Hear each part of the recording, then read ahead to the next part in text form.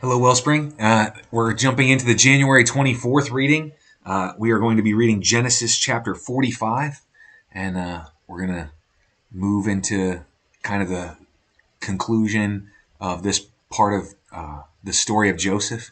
And so, as you remember, we're in a space where Judah has just offered to exchange his own life for the life of Benjamin so that he can go home to be with his father, and so that Jacob isn't killed of a broken heart or just moved into even further depression by losing Benjamin, the other son that Jacob bore with Rachel.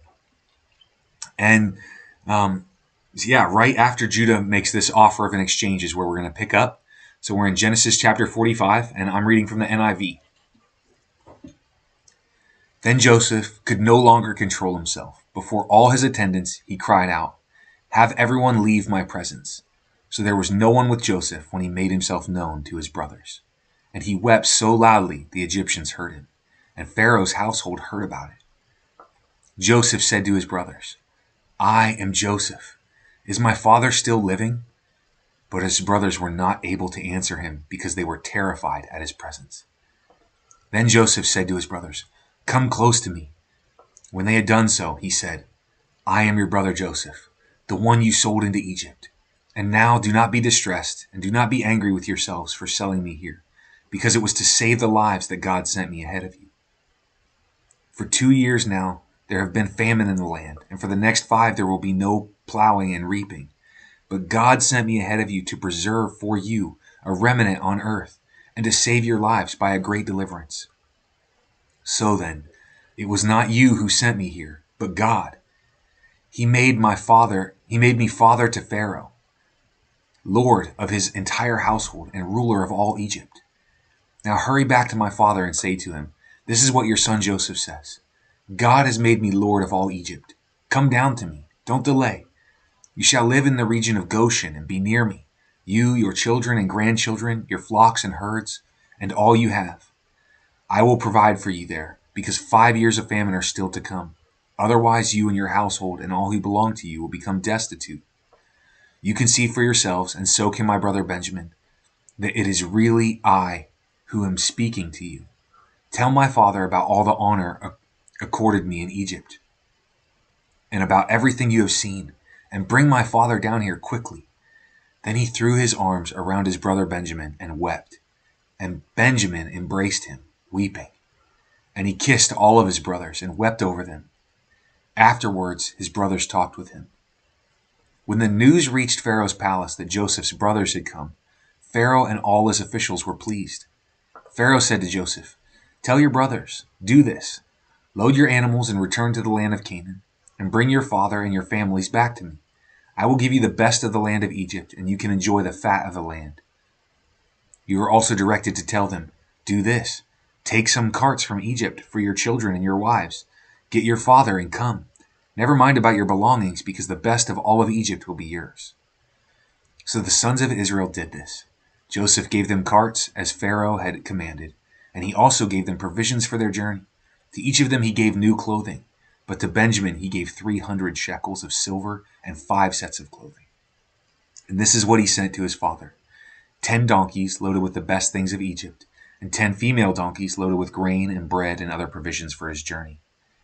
Then he sent his brothers away, and as they were leaving, he said to them, "Don't quarrel on the way." So they went up out of Egypt and came to their father Jacob in the land of Canaan. They told him, "Joseph is still alive. In fact, he is the ruler of Egypt." Jacob was stunned and did not believe them. But when they told them everything that Joseph had said to them, and when he saw the carts Joseph had sent to carry him back, the spirit of their father Jacob revived, and Israel said, "I am convinced my son Joseph is still alive. I will go and see him before I die."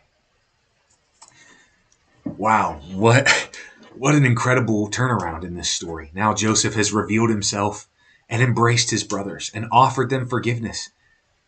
And it's incredible to think that Joseph is now the one standing here saying, "You didn't sell me into Egypt. It was actually God that allowed me to be sold into Egypt. And God had a plan. He did it so that I might be here, to be in position to spare your lives, to spare our family, to spare our inheritance, to spare our father, to spare the world, right? And so Joseph is revealing this, and he's weeping over his brothers, and there's this family unification. And I think there's something that jumps out to me in particular this morning as I'm reading this passage that I'm not sure it's ever jumped out to me before, but Joseph's warning to his brothers when he sends them back with all the carts to go get Jacob and their family and their flocks and bring them down to Egypt.